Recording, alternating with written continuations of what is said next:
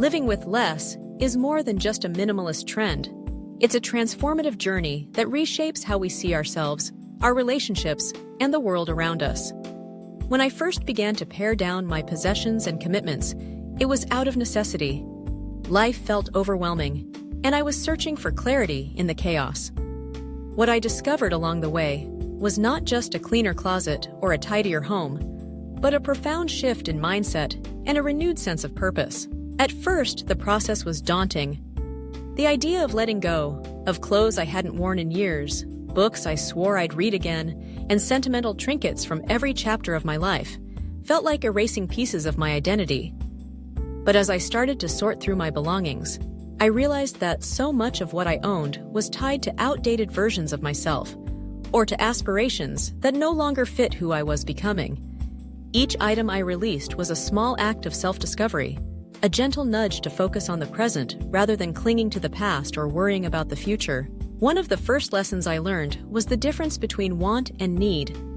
In a world that constantly encourages us to buy more, consume more, and do more, it's easy to blur the lines between what's essential and what's simply marketed as such. By intentionally choosing what to keep and what to let go, I began to understand my true priorities. I found that I needed far less than I thought, both in terms of physical possessions and in the commitments I took on. This realization brought an unexpected freedom. With fewer things to manage, I had more time and mental space to devote to what genuinely mattered: meaningful relationships, personal growth, and experiences that brought me joy. Living with less also taught me to appreciate quality over quantity. When you have fewer things, each item becomes more significant. I started investing in pieces that were well-made and versatile, rather than chasing after every new trend or sale. This shift extended beyond material goods. It influenced how I spent my time and energy as well. I became more selective about the projects I took on and the people I surrounded myself with, choosing depth and authenticity over superficial connections. Another powerful lesson was learning to embrace imperfection.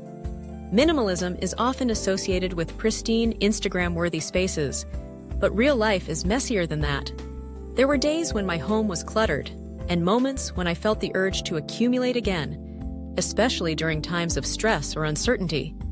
But I realized that living with less isn't about achieving a perfect aesthetic.